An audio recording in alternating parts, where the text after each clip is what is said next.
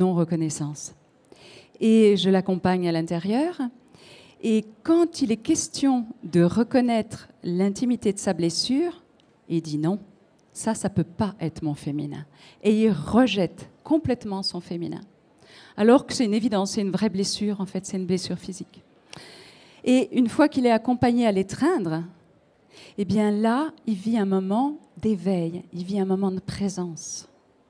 Et donc c'est vraiment pour dire que le cœur de cette relation en nous, c'est l'endroit où on a notre plus grande blessure et nos plus grandes possibilités de réalisation. C'est-à-dire que l'unité, l'union intérieure, l'éveil, c'est l'union entre masculin et féminin. Si on prend les moments où on a vécu des moments, je ne sais pas, de communion intense avec la nature, par exemple, et on l'a tous vécu, et que vous observez qu'est-ce qui se passait à l'intérieur de moi, eh bien, c'était un moment où mon masculin était totalement en union avec mon féminin.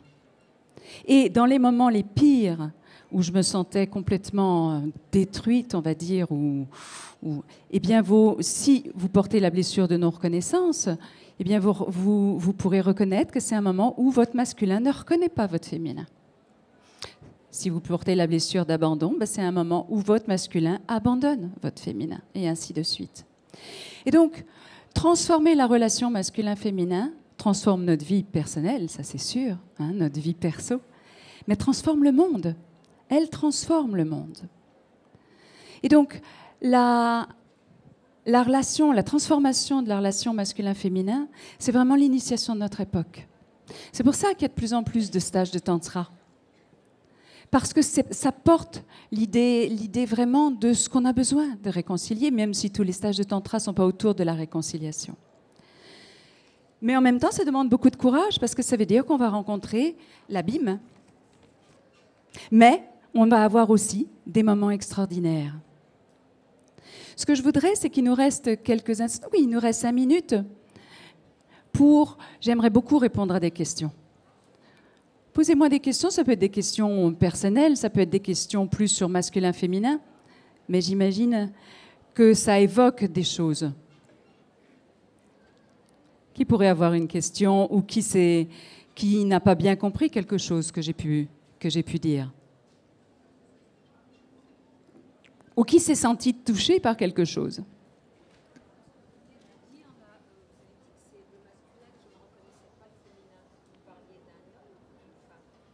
Alors, Madame dit que c'était, que dans l'exemple que j'ai donné, que c'était le masculin qui ne reconnaissait pas le féminin, hein, quand on touche la blessure intime, si on a la blessure de non-reconnaissance.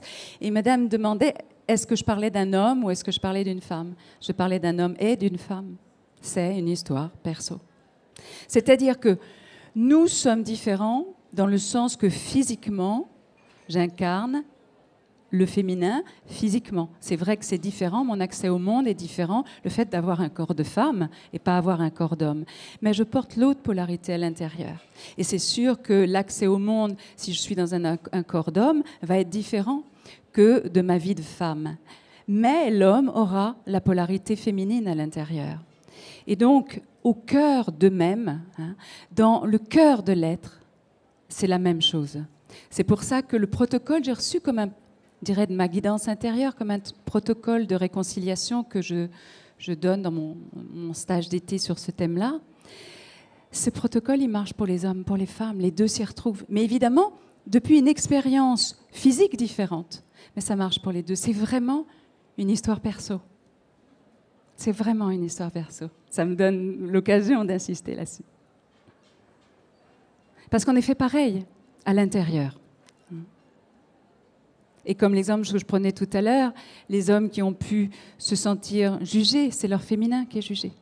Mais Dieu sait si le féminin des femmes a été jugé, ou le féminin a été jugé. Qu'est-ce qu'on aurait d'autre comme question? Oui, c'est ça. Madame dit, est-ce qu'on pourrait parler de l'effet miroir? C'est exactement l'histoire de mon père et de ma mère. Ils se faisaient miroir. Ma mère reproche à mon père de ne pas incarner l'idéal qu'elle porte. mais c'est quelque chose qu'elle a en elle. Elle projette sur l'extérieur. Et bien souvent dans un couple, c'est pas aussi simple que ça. Parce que souvent, par exemple, pour des articles dans les journaux, ils me disent « Bon, alors ça marche comment? Le masculin de la femme en face du féminin de l'homme, etc. » C'est pas aussi simple, mais il y a des grandes dynamiques qui se font. C'est plutôt en termes de dynamique. Et donc, en effet, dans un couple, il y a des effets miroirs. Mais posez-moi une question plus précisément. On se joue la même chose.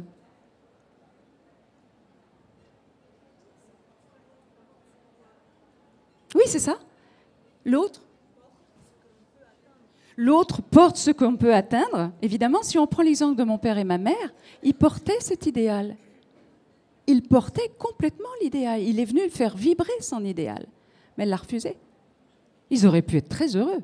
Ils avaient un travail de guérison à faire au niveau du cœur, on est d'accord, comme nous tous. Mais ils auraient pu être très heureux. Et un jour ou l'autre, ils seront forcés de l'être. C'était un beau. D'être ensemble, c'était un bon choix d'être ensemble. Ça, c'est une grande question. Quand je reçois des couples, ils arrivent toujours au moment où c'est le pire, et ils demandent un miracle. Ça serait tellement bien de faire son travail avant qu'on soit au moment où c'est le pire. Mais ceci dit, il y a parfois des miracles. C'est parfois à ce moment-là, il y a tellement de tension que c'est parfois à ces moments-là qu'il peut y avoir des miracles aussi.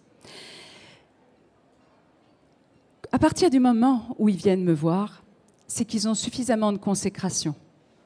Et c'est vraiment un bon choix. C'est-à-dire que tant qu'ils n'ont pas réouvert le cœur et l'accueil profond à ce que la relation qui se joue entre eux leur fait vivre, c'est le bon choix d'être ensemble. Tant qu'ils n'ont pas résolu ça, c'est inutile de quitter l'autre, parce que ça se représentera. Ça leur donne la mesure de leur amour, c'est-à-dire la mesure du défi qu'ils sont en train de rencontrer, ce que je disais tout à l'heure, à la même mesure, et la mesure de l'amour qui est possible et qui est disponible.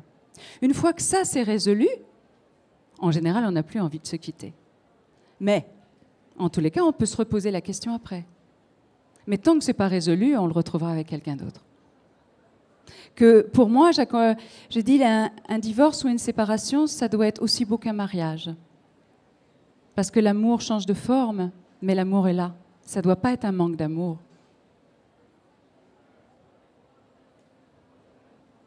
Et donc, c'est un bon choix parce qu'en fait, le choix du couple, c'est probablement le choix le plus fou qu'on puisse faire.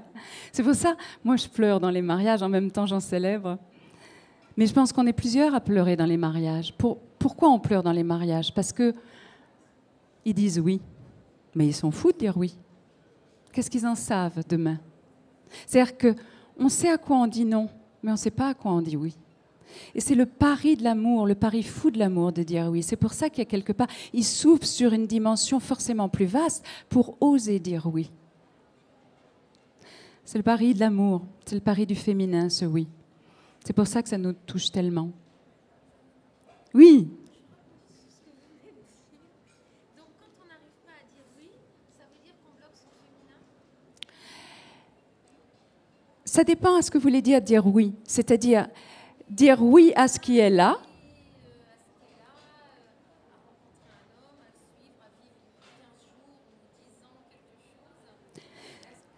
Le féminin dit oui à ce qui est là. Mais le masculin en nous, c'est-à-dire le féminin, lui, il fait le don d'amour absolu de faire l'expérience. Le masculin qui est là aussi est la conscience qui veille et qui prend conscience et qui est capable d'ajuster. C'est-à-dire que, par exemple, imaginons que je suis dans une rue noire et que c'est le chemin le plus direct à la maison. Mon masculin va dire « Voyons, est-ce que c'est une bonne idée ce soir de passer par cette rue noire ?» Mais mon féminin, c'est-à-dire mon corps, l'expérience que je vais en faire, ne peut pas faire autrement que de faire l'expérience. Mais en tous les cas, j'ai besoin d'aller dans les profondeurs, de déployer le oui en moi. Mais pas à n'importe quoi. Je ne fais pas l'amour avec n'importe qui. Il faut qu'il y ait les deux. Mais de peur d'être en pâture, nous avons fermé notre féminin. Et on ne sait plus vraiment dire oui. C'est plutôt un manque de masculin qui a besoin, je l'appelle le veilleur. Ce n'est pas que le veilleur, mais c'est la conscience qui veille pour repérer, pour ajuster. Mais comme je dis dans les textes de la femme, dans un environnement qui la contraint, elle lâche prise, elle ouvre son cœur. Mais si on peut éviter d'être contraint, on a heureusement un masculin qui peut veiller. Il faut les deux. Il faut que le oui puisse être équilibré par une possibilité en nous du masculin qui veille.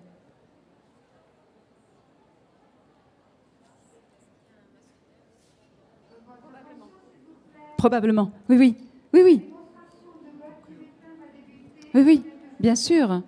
Parce que je ne voudrais pas dire au nom du oui qu'il faut dire oui à n'importe quoi. Ça serait complètement fou. Ça serait mettre le féminin en nous, en pâture, qu'on soit homme ou femme. Mais plus je vais avoir un masculin qui va être dans une conscience, dans une intuition, dans une inspiration, dans un axe, dans un enracinement, plus l'amour dans le féminin, en nous, va pouvoir s'offrir sans être en pâture, sans avoir peur. Une dernière question. Madame dit que dans certaines écoles psychologiques, quand on manque de masculin, ou quand le père manque, quand le masculin manque, on introjecte le père. On introjecte, on intègre. C'est ça? Probablement que c'est juste, c'est pas moi qui pourrais aller à l'encontre de ça, mais là-dedans, il n'y a qu'une dimension familiale de l'histoire de l'être. Or, l'être, pour moi, c'est bien plus vaste que ça. C'est aussi une âme qui a vécu bien des histoires. Et donc, dans là-dedans, il y a toute la dimension de l'âme qui peut ne pas être perçue. Moi, j'aime entendre que dans l'histoire de l'être, il y a plus que l'histoire familiale. Ça débouche sur des choses parfois bien plus vastes. Je pense, moi, avoir reçu bien des choses de ma famille. Il reste des choses dans mon âme qui a besoin encore d'être profondément enracinée et guérie. Alors j'espère que nous tous, on va porter d'une certaine façon une responsabilité plus intime, plus perso, de réconcilier notre masculin et notre féminin, de les réconcilier. Et on va ainsi porter, je dirais, la responsabilité de notre propre complétude intérieure. Et souvent, je voudrais finir, il y a des gens qui me disent « Mais si je suis complet, quel est l'intérêt d'être en couple ?» C'est une bonne question, je trouve. Alors là, on n'est plus en couple à ce moment-là pour être comme un cannibale ou un prédateur ou en disant « Donne-moi, s'il te plaît, ce que je crois que seul toi as, qui est en fait à l'intérieur. » Ce couple-là, c'est un couple guérisseur qui a tout à fait lieu d'être. Mais le couple où il y a deux êtres complets qui sont ensemble, de guérisseur devient créateur. Et ils sont ensemble pour la joie de partager, pour la joie de créer un nouveau monde. En dehors de ce couple qui serait un couple là extérieur entre un homme et une femme ou un couple, il y a aussi, quand je vis la complétude intérieure, la joie est là.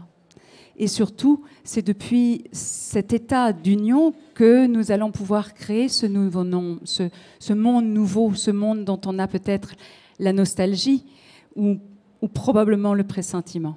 Alors je nous souhaite à tous de porter cette complétude et d'aller en prendre responsabilité de cette complétude parce qu'on cherche à l'extérieur ce qui attend à l'intérieur.